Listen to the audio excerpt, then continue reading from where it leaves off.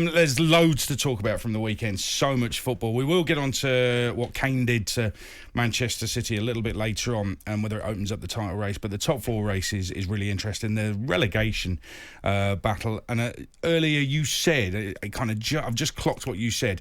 You said just below Crystal Palace, and I thought. Right. I didn't mention the name Crystal Palace. I said Brentford and below. Yeah. I didn't even want to say Crystal Palace. Even though they're not winning games. But anyway, we'll move on and get back to that a little bit later on. But loads to talk about. And yes, we will be talking about the posh. Have you gone for the job? No, because I just think Darren Ferguson will get it in the next month. He'll be straight back there. I think I should put my name in the hat. Should I give it a go? Could you do it?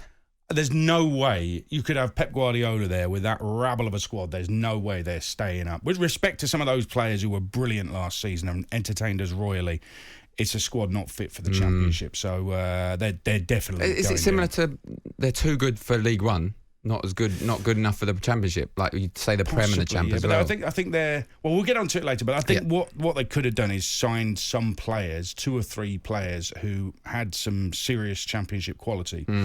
And that might have helped those other players to be better in that division, but they just got the recruitment all wrong, in my opinion. Talking of getting it wrong, Leicester City aren't doing very well. A Wolves fan has tweeted in saying, why aren't you talking about Wolves? We'll talk about Wolves and the top 4 race. That is going to, I've just said, and they are very much part of that. That's after 5 o'clock. If you want to just be patient, it's a 3-hour show. Can't do everything at 4:05. I apologise for that. But with Leicester City, it's an ongoing thing. They are very frustrating for their fans. They keep conceding goals. They're not winning games regularly. And I think I heard on telly last night, somebody said, they'll be okay when Evans and Vardy are back. I think that's way too simplistic. And there's possibly bigger problems at Leicester, Darren. Yeah, there are. I was on the boot room, obviously, yesterday with Brenty and Crookie, and we had a lot of callers coming after the result that they picked up. And most of them are against Brendan Rodgers. Most of them are now, and I never thought I'd see that happen. I think after he's had a successful period, first FA Cup win for Leicester in their history, and he was a manager of that. He's done well, top 2, top 5 finishes. You'd say that's successful for a team like Leicester, and because I see them as a mid-table side, so they've overdone themselves, of course, but they're actually. People are saying, I think now's the time. Now's the time he has to go. Maybe an interim manager till the end of the season and then go again. A couple of names are being mentioned. They were mentioned in the meeting as well, and they're mentioned quite a lot, and that's Graham Potter and Ralph Hasenhüttl. And I think they're 2 names that potentially at the clubs they're at, if they want a real top job, top 4, I think they need to make that next step potentially. Now, if they continue where they're at, Southampton and Brighton, they could turn them clubs into that next step. But Leicester at the moment, given like I said, 2 5th finishes, FA Cup, that you could say they're a better club to be at for a manager to try and make that next step. Oh, you love a hipster, don't you? So Potter, whose team lost 3-0 to Burnley at home, which is like achieving the impossible, really. So he's in the mix. And Southampton, who have won less than a third of their games, 7 of 25 they've won this season. Listen, Southampton fans went wild when I dared to ask Ralph Hasenhüttl, is he all that, after they only drew at Man United. I'm yet to be convinced that they might go on to be utterly brilliant, but I can't see it possibly moving to Leicester. When we're talking about bigger jobs, I'd seriously question it. But when you say moving to Leicester, would they want to do that? Because Potter's got a very good atmosphere to work in at Brighton. He seems very happy. He wasn't really interested in Tottenham, apparently. Who would be? So he seems happy at Brighton. What would there be at Leicester that makes him happier? And with Southampton, Leicester beat them 9-0, mate, on their own patch. That's a Ralph side. So the owners will know that, the Leicester owners. So that I can't see that happening. I think if you're wanting to make that, so sometimes you're comfortable at a club as managers.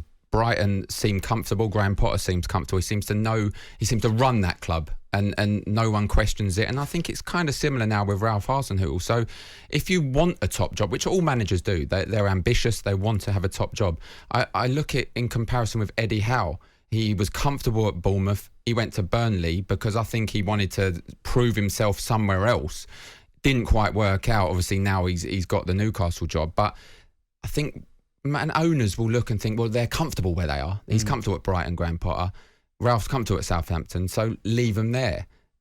I think they need to make a next step to show they can go somewhere else with another squad, new set of players, build a club like that before they say, right, top 4 when they become available. These are the guys, because they've proved they can do it at low of the Premier League, make them better, middle of the Premier League, make them better, and get the top 4. But I think that with Leicester, I'm wondering which way they're going to go. I did say maybe about 12 months ago, as soon as Jamie Vardy is done, I can see Leicester going back to where they were, occasionally being in the Premier League, most of the time being in the Championship.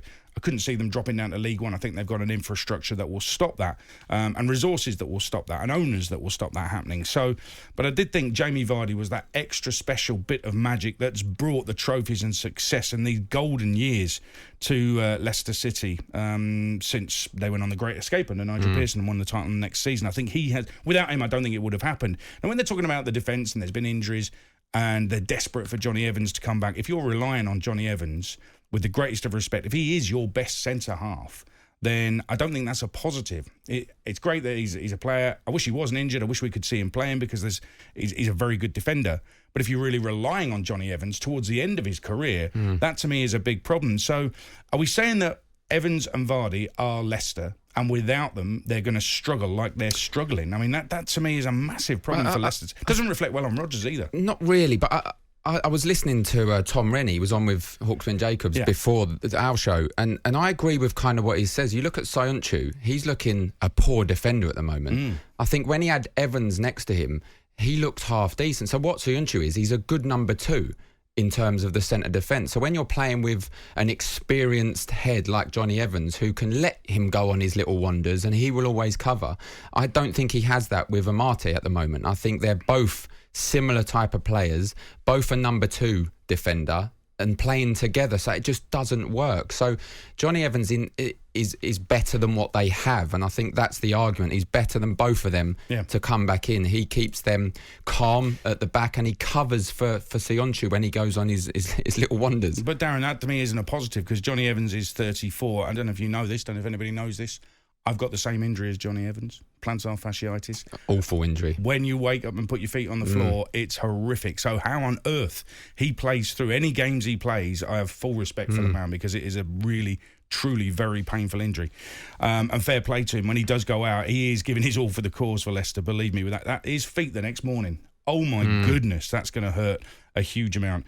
Rodgers, has he got a future at Leicester, do you think? Because as you said, I mean, that's the first FA Cup in their history and he's the man that's brought it. But they didn't shirk from getting rid of Ranieri, who'd won the title and had them in the quarterfinals of the Champions League. I think the history of Brendan Rodgers, obviously he done well in Scotland, which people don't like to hear. It's essentially, it was a 2-league team when he was. It's improved now, but when he was there, it was Celtic and Rangers. And he done Celtic. Well, Celtic, yeah, because Rangers weren't even there. So it was always going to win. I think you and I could have potentially managed the team to victory in the Scottish. So the FA Cup is a massive success for him, for Leicester. Of course it is. But like you said, that they got rid of Ranieri after winning the Premier League. So I don't think there's a future there. I did put the question out yesterday, saying would supporters of Leicester like to win the Europa Conference and continue to slide, finish 17th, obviously stay in the Prem, rebuild? And they said yes. So they're obviously 4-1 up in the game against Randers. Are they going to pull the trigger now? I'm not too sure. I think they'll have that in the back of their mind, that it's another trophy. There's only Marseille, really, the other team involved that really could trouble Leicester. They should go on and win that tournament. Did you want to talk about Marseille? Are you okay? Are you over it? I don't want to talk about Marseille, no. Not in the semi-final? No? Does it upset you still? It does. Okay. You know what? I got to 3 semi-finals in my career. 4 actually, and I count the under-20 tournament for England. We got to a semi-final there and I lost them all, but that one hurts the most and Newcastle supporters would tell you, the squad we had then, we should have won that tournament, and Didier Drogba broke our hearts, I'm telling you. Although broke our hearts, I was 3rd penalty taker or 4th penalty taker, so I was a bit nervous then. So, he came on and scored, so potentially, he done me a favour. He did ruin you, and he didn't have a bad career after that, to be fair to Didier Drogba, but I can tell you're not over it, so I'm going to move on.